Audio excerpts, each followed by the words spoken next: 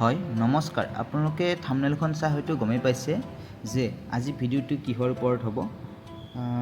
বলক আমি ভিডিওটো আৰম্ভ কৰোঁ হয় ইতিমধ্যে ডিৰেক্টৰেট অফ হেল্থ সাৰ্ভিসৰ এটা এডভাৰটাইজমেন্ট প্ৰকাশ পাইছে এই এডভাৰটাইজমেন্টত 191টা 191 গ্ৰেড 3 পোষ্টৰ এডভাৰটাইজমেন্ট দিয়া হৈছে আৰু এই 191টা পোষ্টত কি পোষ্ট আছে এই 191টা পোষ্টত আছে আপোনাৰ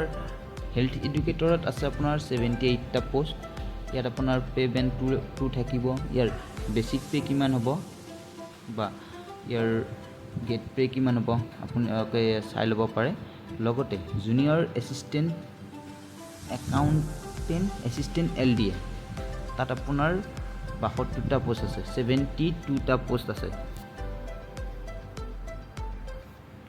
আৰু বেসিক হেল্থ এডুকেটৰ BHW ইয়াত আছে আপোনাৰ 41টা পোষ্ট ইয়াৰ পে বেণ্ড 2 থাকিব ইয়াৰ বেসিক পে কিমান তাৰপিছত গেট পে কিমান ইয়াত আপোনালোকে এইটো চাই ল'ব পাৰে ইয়াৰ অনলাইন আবেদনৰ তাৰিখ হ'ল 12 ছেপ্টেম্বৰৰ পৰা ইতিমধ্যে আৰম্ভ হৈছে আৰু ইয়াৰ এই অনলাইনৰ লাষ্ট ডেট আপোনাৰ 21 ছেপ্টেম্বৰলৈকে দিয়া হৈছে আপোনালোকে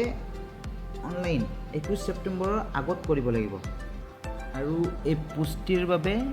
এজ লিমিট দিয়া আছে 18 বছৰৰ ওপৰত আৰু যদি আপুনি আনৰিজাৰ্ভ ক্যাটেগৰী অৰ্থাৎ জেনাৰেল ক্যাটেগৰী হয় তেন্তে হলে আপোনাৰ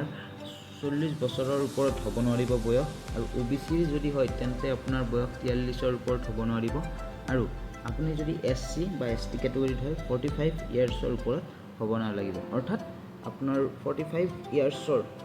তলত হ'ব লাগিব এজটো লগতে PWBD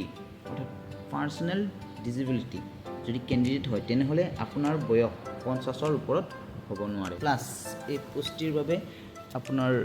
গ্ৰেজুৱেচন লাগিব লগতে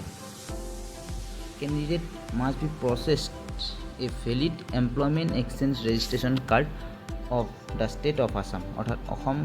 অসমৰ আপোনাৰ এমপ্লয়মেন্ট এক্সচেঞ্জ কাৰ্ড থাকিব লাগিব লগতে আপুনি যদি গভৰ্ণমেণ্ট এমপ্লয়ী হয় আপুনি যদি এজন গভৰ্ণমেণ্ট এমপ্লয়ী হয় গভৰ্ণমেণ্টক সাৰ্ভিস দি আছে তেনেহলে আপোনাক এনওসিৰ প্ৰয়োজন হ'ব এই পোষ্টিত এপ্লাই কৰাৰ বাবে নো অবজেকশন সাৰ্টিফিকেট অৰ্থাৎ এনওসিৰ প্ৰয়োজন হ'ব যদি আপুনি PWBDৰ ক্যান্ডিডেট হয় তাৰ বাবে আপোনাক সাৰ্টিফিকেট প্ৰয়োজন হ'ব আৰু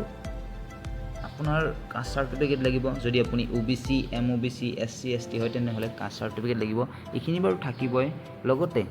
এই পোষ্টি এপ্লাই কৰাত কোনো ধৰণৰ ফিজ দিব নালাগে লগতে এই এক্সামটিৰ বাবে আপোনালোকে ইয়াত সিলেবাসটো দিয়াই আছে কি চাব লাগিব ইংলিছ চাব লাগিব social studies mathematics general knowledge mental ability and logical